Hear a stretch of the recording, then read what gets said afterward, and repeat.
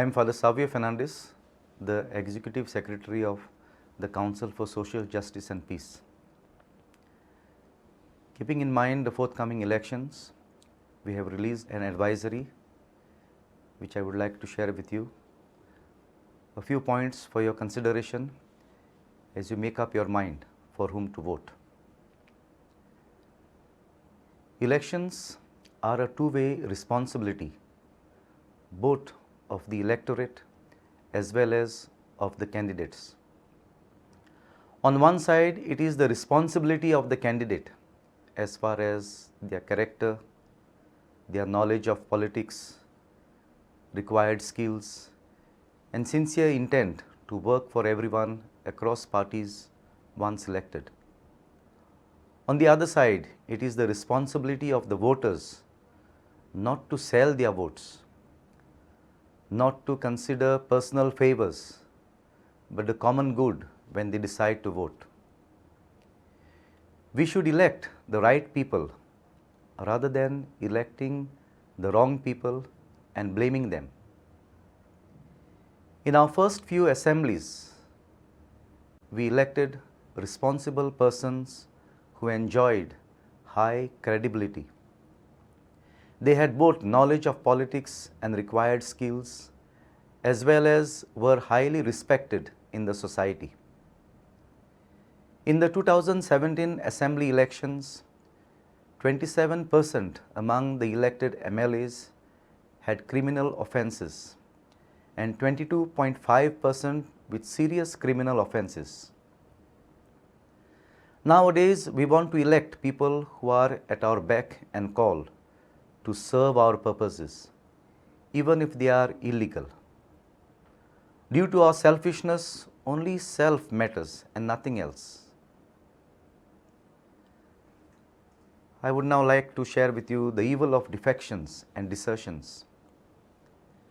Lack of ethics and total disregard for people's mandate is at the core of the defections and other political immorality.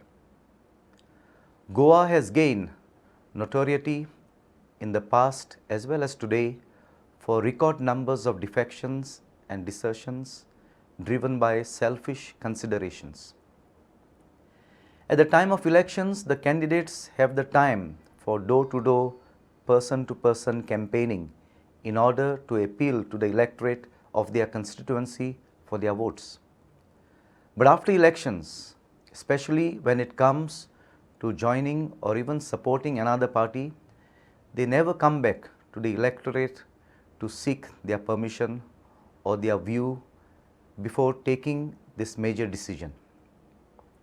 In the recent past, though some defections were much publicized, the fact is that there have been defections and desertions all across the political spectrum. Let us be honest. We too have to share the blame for the same, as we have failed to confront those concerned, giving the impression that their actions are justified. In fact, we ourselves have tried to justify such acts on the pretext of development and even glorifying concerned persons as being the ones who help us in our needs. As part of the campaign for the present Assembly election, political parties are promising the electorate that defections will be prevented. In the absence of better legislation, the only law against the evil of defection is in the Constitution, Schedule 10.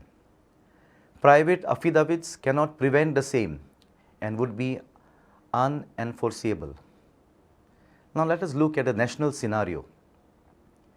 We are confronted with intolerance, misuse of law enforcing agencies such as the CBI, the Income Tax Department, the Enforcement Directorate, to suppress opponents, complete control of the mainstream media, presumed monopoly on truth, draconian laws such as UAPA, sedition, Jammu and Kashmir Public Safety Act, National Security Act. Federalism is under challenge. Legislations being bulldozed and the farmers' struggle for justice. Every issue is sought to be projected in polarized terms.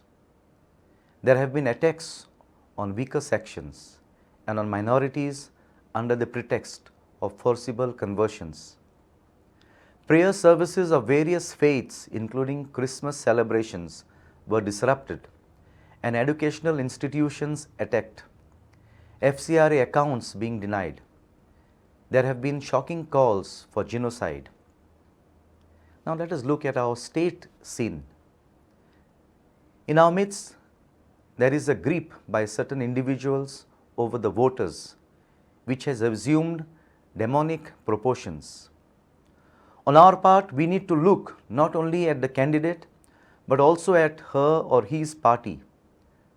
Large corporates often colonize remote control through political entities.